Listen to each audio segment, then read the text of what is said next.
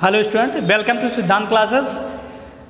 जैसा कि पिछले वीडियो में हम लोग पढ़ चुके थे, हमारा न्यूमेरिकल पूरा खत्म हो चुका था। इस वीडियो में मैं कुछ ऐसे क्वेश्चंस के बारे में डिस्कशन करने वाला हूं जो कुछ स्टूडेंट ने मेरे पास भेजा था कि सर ये क्वेश्चन मैं नहीं लगा पा रहा हूं, आप लगा दीजिए। किसी भी बुक का क्वेश्चन होगा उनके पास, उन्होंने मेरे पास सेंड किया है लगाने के लिए, तो इस वीडियो में हम उन सारे क्वेश्चंस को सॉल्व करेंगे। ठीक है, तो चलिए शुरुआत करते हैं। आप सबसे पहले रफ और पेन लेकर बैठ जाइए। जो मैं क्वेश्चन बोल रहा हूँ उस क्वेश्चन को नोट डाउन कीजिए, जैसा कि हर वीडियो में हम लोग करते आ रहे हैं। ठीक है, और अगर आपको अभी तक फिजिक्स में न्यूमेरिकल लगता है कि सर न्यूमेरिकल बहुत कठिन है, तो मैं आपसे ये कहना चाहूँगा पूरा वीडियो देखिए और देखने के बाद तब निर्णय लीजिए कि फिजिक्स का न्यूमेरिकल कठिन है या आसान है। बहुत ही आसान होता है फिजिक्स का न्यूमेरिकल। वीडियो को पूरा देखिए, हर क्वेश्चन को बिना स्किप किए जितना बताया जाए पूरा देखिए, इसके बाद तब आप निर्णय लीजिएगा फिजिक्स आसान है या कठिन है। ठीक है ना। चलिए सबसे पहले आज का हम क्वेश्चन नोट करते हैं। क्वेश्चन लिखिए, एक 3 सेंटीमीटर लंबी वस्तु, एक 3 सेंटीमीटर लंबी वस्तु एक 8 सेंटीमीटर वक्रता त्रिज्या वाले, एक 8 सेंटीमीटर वक्रता त्रिज्या वाले अवतल दर्पण के सामने, अवतल दर्पण के सामने 12 सेंटीमीटर की दूरी पर, 12 सेंटीमीटर की दूरी पर मुख्य अक्ष के लंबवत रखी है, मुख्य अक्ष के लंबवत रखी है। प्रतिबिंब की स्थिति, कमा आकार व प्रकृति ज्ञात कीजिए, व प्रकृति ज्ञात कीजिए। ठीक है, चलिए क्वेश्चन कैसे लगाएंगे। देखिए 3 सेंटीमीटर लंबी वस्तु, यानी वस्तु कहा जा रहा है उसकी लंबाई 3 सेंटीमीटर, तो वस्तु की लंबाई को हम h1 से डिनोट करते हैं। ठीक है, इन्होंने क्वेश्चन में दिया है 3 सेंटीमीटर। 8 सेंटीमीटर वक्रता त्रिज्या, यानी r बराबर कितना दे रहे हैं 8 सेंटीमीटर। बोले अवतल दर्पण, अवतल दर्पण की वक्रता त्रिज्या माइनस होती है। ठीक है, अगर आपको नहीं पता है तो अवतल दर्पण के बारे में आपको सोचना पड़ेगा, ऐसे कुछ होता है अवतल दर्पण ना। ठीक, तो इसकी त्रिज्या इधर ही होगी और इधर की दूरी क्या होती है, निगेटिव होती है। नहीं जानते तो आप पीछे का वीडियो देखना पड़ेगा। यह बराबर हम लोग फोकस दूरी का सूत्र एक पढ़े हैं, यह बराबर होता r/2, यह बराबर r/2, r का मान -8/2, यानी यह बराबर कितना आया -4 सेंटीमीटर। यानी फोकस दूरी कितना हो गया उस दर्पण का, -4 सेंटीमीटर। आगे कह रहा है कि 12 सेंटीमीटर की दूरी पर वस्तु रखी गई है, यानी u बराबर कितना 12 सेंटीमीटर। और हम लोग जानते हैं u हमारा हमेशा क्या होता है, माइनस में होता है। ठीक है ना, तो इन्होंने कहा कि 12 सेंटीमीटर की दूरी पर रखा गया है, तो हमें प्रतिबिंब का आकार बताना है।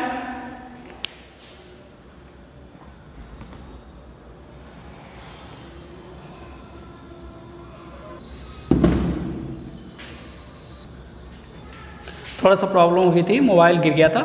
चलिए आगे बढ़ते हैं।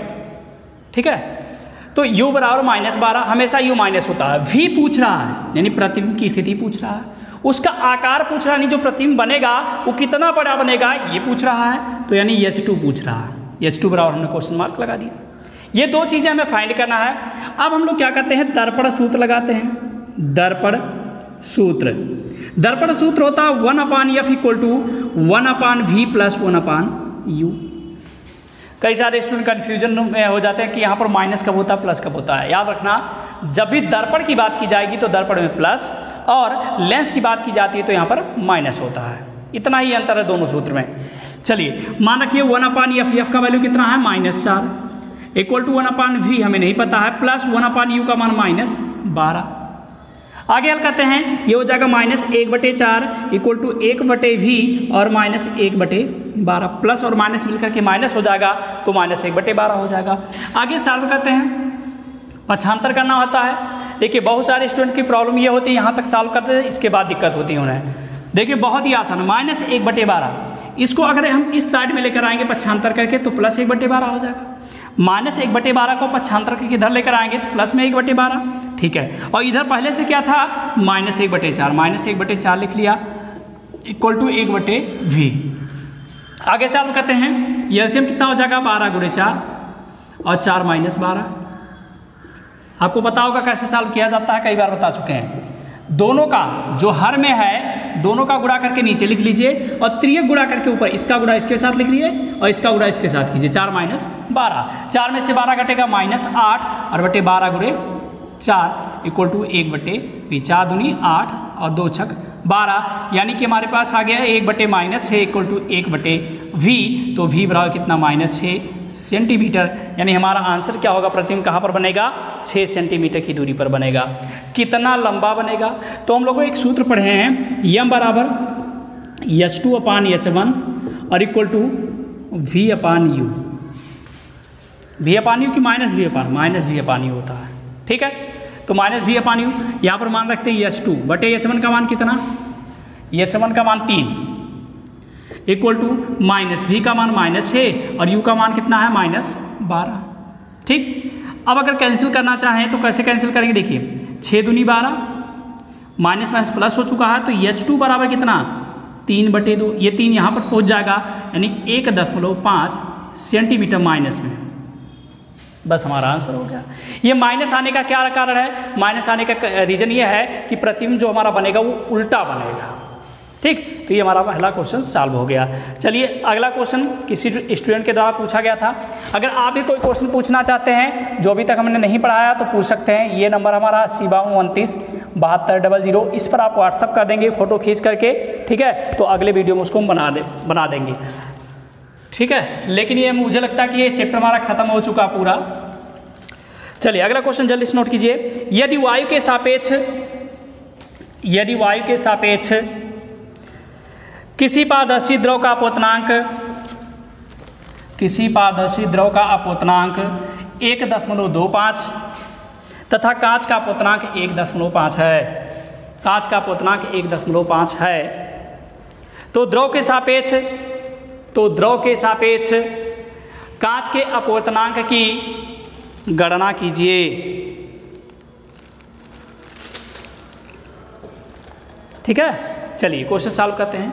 देखिए इन्होंने कहा वायु के सापेक्ष किसी द्रव का अपोतनांक ANL मतलब लिक्विड लिखा, लिक्विड मतलब द्रव होता ना, N मतलब अपोतनांक इन्होंने दिया है 1.25 और वायु के सापेक्ष कांच का जो अपोतनांक है वो 1.5। क्वेश्चन में ये दोनों चीज़ें दिया गया है।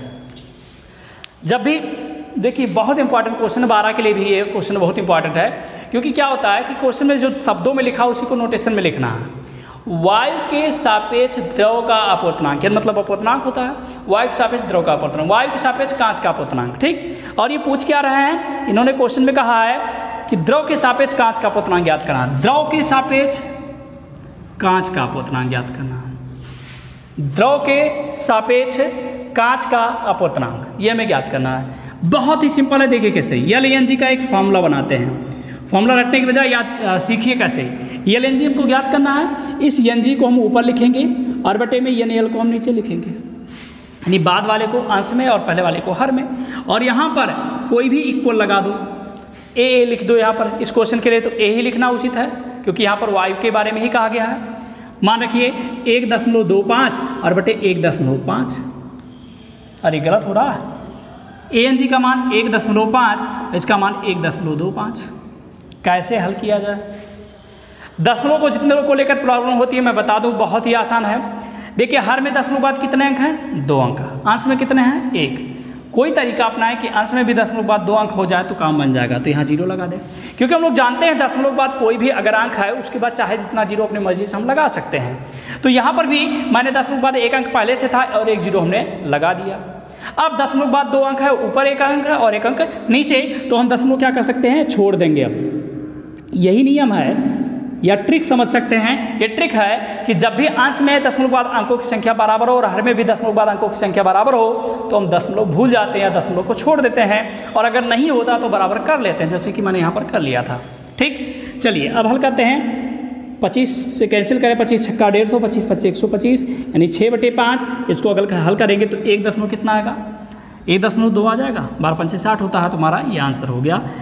LNG बराबर कितना? 1.2। ये भी क्वेश्चन सॉल्व हो गया। ठीक, वीडियो को पूरा देखिए, लाइक भी किया कीजिए। चलिए अगला क्वेश्चन जल्दी से नोट डाउन कर लीजिए। 0.18 मीटर 0.18 मीटर फोकस दूरी के उत्तल लेंस से वस्तु का 3 गुना वास्तविक प्रतिबिंब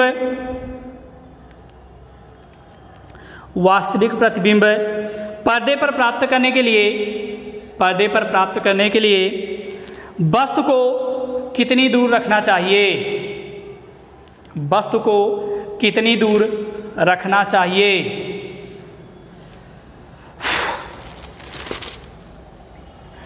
चलिए देखिए कैसे लगाएंगे क्वेश्चन। फोकस दूरी दे रहे हैं, उत्तल लेंस से फोकस दूरी 0.18 मीटर और उत्तल लेंस की फोकस दूरी प्लस में होती है। ठीक, फोकस दूरी को अधिकतर सेंटीमीटर में लिखा जाता है, तो 100 का गुणा करके इसको सेंटीमीटर में बदल लीजिए, तो ये हो जाएगा कितना 18 सेंटीमीटर। क्योंकि 100 यानी 1 के बाद 2 जीरो है तो 0.2 स्थान खिसकेगा और 18 दशमलव लिखने का कोई मतलब नहीं है। ठीक है, क्योंकि उसके बाद कुछ अंक नहीं है, तो ये बराबर इतना 3 गुना वास्तविक प्रतिबिंब, यानी m बराबर कितना 3। देखिए आवर्धन का मतलब जो 3 गुना 4 गुना 1.5 गुना कुछ भी कहा जाता है, तो इसका मतलब ये आवर्धन कह रहा है। तो आवर्धन मैंने नोट कर लिया कितना 3 नोट कर लिया। अगर क्वेश्चन में कह दिया जाए कि 1 गुना प्रतिबिंब बनाता है या बराबर प्रतिबिंब बनाता है, एक क्वेश्चन है किसी किताब में कि अगर बराबर प्रतिबिंब बनाता है तब आवर्धन पूछेगा, तो बराबर प्रतिबिंब बनाता है यानी m बराबर 1 रहेगा, क्योंकि तब 1 गुना बनाता है वो, तो m बराबर क्या लिखा जाएगा 1 लिखा जाएगा। यहाँ पर इन्होंने 3 कहा था 3 लिख लिया हमने। ठीक, u पूछ रहे हैं, v हमको नहीं पता है लेकिन u पूछ रहे हैं, तो देखिए कैसे सॉल्व करेंगे। सबसे पहले m बराबर हम लोग सूत्र जानते क्या, v/u। लेंस की बात कर रहे हैं तो हम प्लस में यूज करेंगे, तो ये हो गया 3 और v नहीं पता है, u v में नहीं पता है, तो v बराबर कितना हो गया 3u, समीकरण नंबर 1 मान लेते हैं। ठीक, अब हम सूत्र लगाएं 1/f = 1/v - 1/u।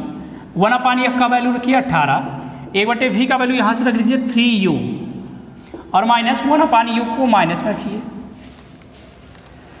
इस u को माइनस क्यों रख रहे हैं, देखिए ये जो u है ये क्या हमारा u मतलब वस्तु की दूरी, और वस्तु की दूरी हमेशा माइनस में ली जाती है। इस सूत्र में हम लोग इस सूत्र का यूज कर रहे हैं, तो चिन्हों को यूज करना पड़ेगा हमें पूरी तरह से।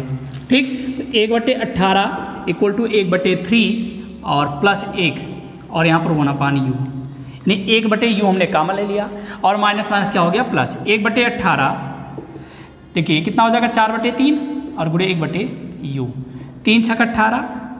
ठीक, तो ये कितना हो जाएगा हमारे पास, 4 को यहाँ लिया है 1/24 = 1/u, तो u बराबर कितना 24 सेंटीमीटर। यही हमारा आंसर हो गया। उम्मीद करते हैं समझ में आ रहा होगा आपको।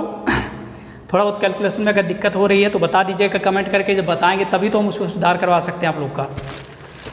करीब हाई स्कूल में आप लोग करीब 200 लोग हैं जो पढ़ रहे हैं, लेकिन अगर यही 200 स्टूडेंट रेगुलर पढ़ लें, पूरा पढ़ें वीडियो, तो आपको फिजिक्स में 25 में 25 नंबर लाने से कोई नहीं रोक सकता है।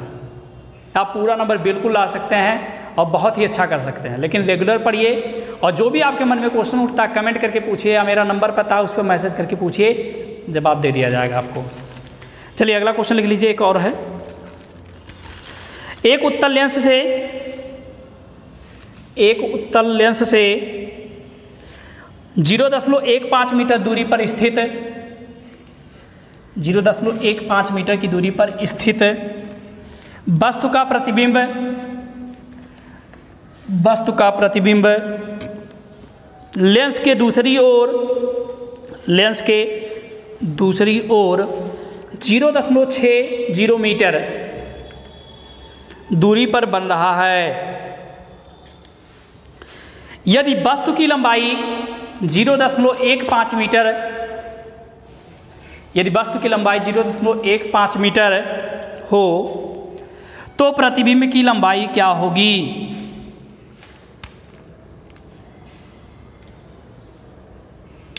प्रतिबिंब की लंबाई क्या होगी? जरा देखिए बोर्ड पर सभी लोग। इन्होंने कहा कि 0.15 मीटर की दूरी पर वस्तु स्थित है, यानी u बराबर इतना और माइनस में इतना मीटर। तो -15 सेंटीमीटर, क्योंकि जब 100 का गुणा करेंगे तो 0.2 स्थान खिसक जाएगा। ठीक, फिर कह रहे हैं 0.60 मीटर की दूरी पर प्रतिबिंब बनाता है, इतना मीटर की दूरी पर प्रतिबिंब बनाता है, यानी V हो गया। लेकिन इन्होंने क्या कहा, दूसरी ओर बनाता, लेंस के दूसरी ओर, लेंस अगर है इसके इस साइड में बनाता है, यानी प्लस में रहेगा, ये माइनस नहीं होगा। तो ये हो जाएगा कितना, 60 सेंटीमीटर। ये प्लस माइनस अगर क्लियर नहीं हो पाता है तो आपको वीडियो पूरा देखना पड़ेगा, मतलब पीछे वाला भी देखिए आप, जो पढ़ाया जा चुका वहाँ पर रूल बताया गया था माइनस कब होता है प्लस कब होता है। ठीक, फिर कह रहे हैं वस्तु की लंबाई जो है यानी H1 जो है 0.15 मीटर है, यानी इसको लिख सकते हैं 15 सेंटीमीटर। तो प्रतिबिंब की लंबाई बताइए, यानी H2 बताना है। ठीक, अब आप सोचिए कोई सूत्र ऐसा है H2 का जिसमें जो सॉल्व कर सकते हैं। H2 का एक हम लोग सूत्र पढ़े हैं ऐसे, H2/H1 इक्वल टू कितना, V/U। पढ़े हैं कि नहीं पढ़े हैं? ये लेंस है ना, हमें अगर लेंस है तो यानी कि हमारा प्लस में ही रहेगा, तो ऐसे ही प्लस में ही रहने देते हैं। चलिए मान रखते हैं H2/H1 का मान 15 इक्वल टू V का मान 60, U का मान -15। इससे तो ये कैंसिल हो गया, यानी H2 बराबर कितना, -60 सेंटीमीटर। यानी जो प्रतिबिंब बना उस प्रतिबिंब की ऊंचाई कितना होगा, 60 सेंटीमीटर होगा। और उल्टा बनेगा और वास्तविक बनेगा, क्योंकि दूसरी साइड में बना तो वास्तविक बनेगा, और माइनस आया तो क्या होगा, उल्टा हो जाएगा। ठीक है, तो ये किसी स्टूडेंट का भेजा हुआ सारा क्वेश्चन सॉल्व हो गया, और मैं और क्वेश्चन नहीं सॉल्व कराऊंगा आप, क्योंकि मेरे समझ से काफ़ी क्वेश्चन हो चुका है। अब हमें अगला चैप्टर जल्द से जल्द पढ़ना है, उसे भी ख़त्म करना है। आप लोग कमेंट करके एक बात मुझे बता दीजिएगा, क्या आप लोग को अगला जो वीडियो है 1 घंटे में पूरा चैप्टर ख़त्म करके पढ़ा दें?